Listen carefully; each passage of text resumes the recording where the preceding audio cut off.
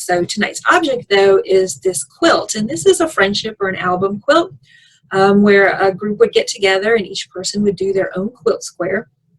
And then they would get together and quilt it into one piece.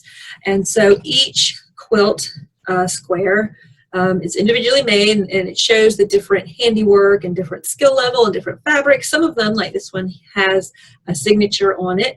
Some of them don't, and they're just very different. And some people did not turn in their A work. I don't know, maybe this was her A work. I'm calling her Corn Lady. There's always one member in a group who just calls it in, doesn't take it all the way. And then, of course, there's one overachiever in every group. And unfortunately, this lady did not sign her name, but these are beautiful flowers here that she's got ruched in. Just absolutely gorgeous square. But looking back at the whole quilt, you can see it, the different skill levels and colors and fabrics. And it's pretty faded, but it's still in pretty good shape. So don't leave your quilts out in the light, and this can happen. And of course, some colors fade over time. But what attracted us to this quilt that we recently acquired is this one square up here. You may have already noticed it right here with the palmetto tree. And so, of course, anything palmetto tree, we all think South Carolina. And when we look at this, and we happily have a signature we can read here, and that says, actually, Hattie Cameron, Oak Grove, August 1st, 1861.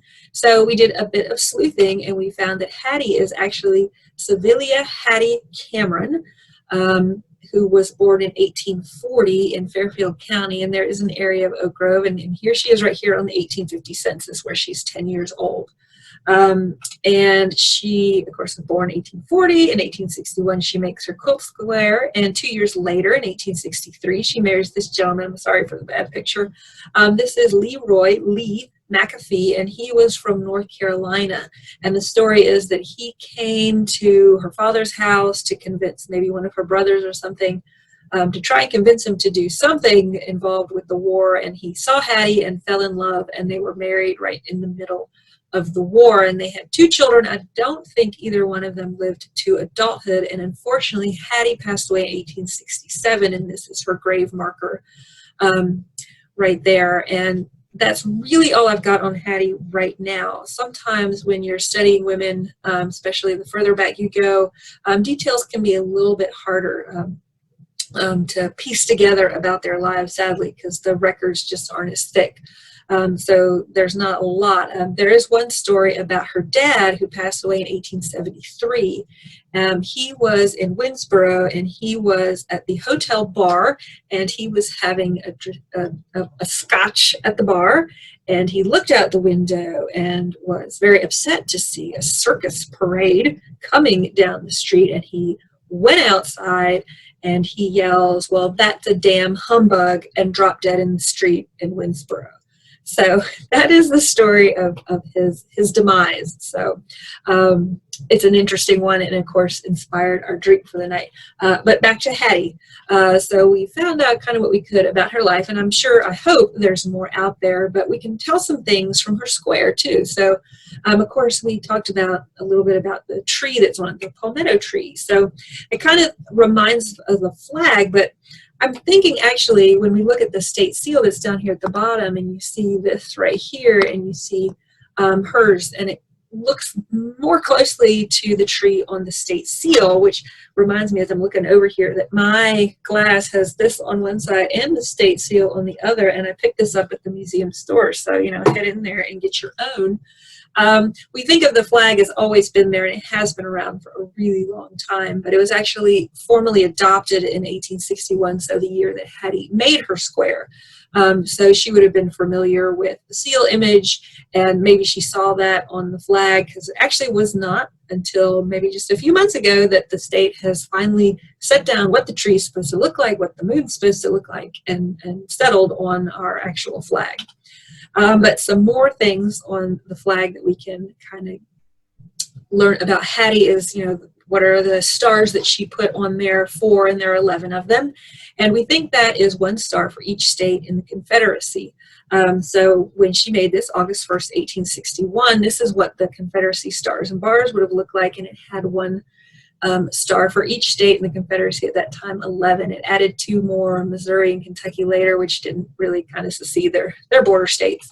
It's complicated. But so at the time she made this, she would have probably seen that Stars and Bars flag.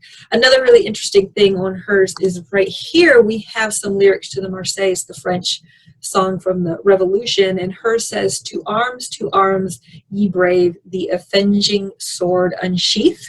March on, all hearts resolved on victory or death. And I'm not entirely sure why she chose those words. The Marseillaise, though, was a very popular song, and a well-to-do woman would have been educated a lot in French things, in the French language, on French fashions. That was sort of the cultural high mark that a lot of girls saw. So she would have been very familiar with the song, and maybe that struck a chord with her. But it was these women coming together to make this quilt, and I mentioned that they usually did so maybe for an occasion. And what might the occasion have been? So thinking about the date, the Confederate symbols on here, I'm thinking also the size, because it's about 6.5 by 5 feet or so, so it's not a big quilt. I'm thinking that this was used for a fundraiser, and this was quite popular. In fact, a series of quilts, they call them the gunboat quilts, and this is an advertisement from the Charleston Daily Courier in 1862, so not a whole lot later than Hattie and her friends were making that quilt. They're advertising these women for a quilt that they have that they're going to raffle off to help create a gunboat called the Palmetto State, and this happened in several states in the Confederacy where women would raffle off quilts, especially to make gunboats. So perhaps ours is a gunboat quilt, or perhaps it was just something to support the Confederate government. But in a time when women did not have a political voice, they would do things like this to be politically active in their way and to express their support or be against something that's going on in the government. Thinking about what Hattie was doing and all these women getting together to make this kind of gives us some insight into these women politically and what they were doing at that time. And looking more into Hattie's life and following that trail, and especially of her husband, Lee McAfee, it's interesting to make this connection. So Lee and Hattie's nephew was this man right here, Thomas Dixon Jr., and he wrote a book called The Klansman, and he wrote it after he saw Harriet Beecher Stowe's Uncle Tom's Cabin, and he thought it portrayed the South in a negative way, and he didn't like that. So he wrote this book that portrayed the KKK, of which Lee McAfee was a leader, as heroes, as people who were protecting the South against people who were formerly enslaved.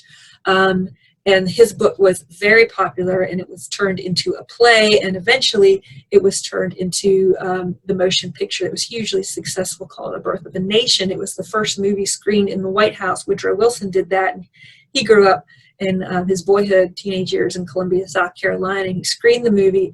And this movie actually was set in South Carolina, and its main character was inspired by Hattie's husband. He actually dedicated the book to Lee McAfee. So this book and this story portrays South Carolina and African Americans in South Carolina as in terrible negative ways, and it perpetrated myths about the Reconstruction, about life in the South, and it did a lot of damage to our historical understanding of the period.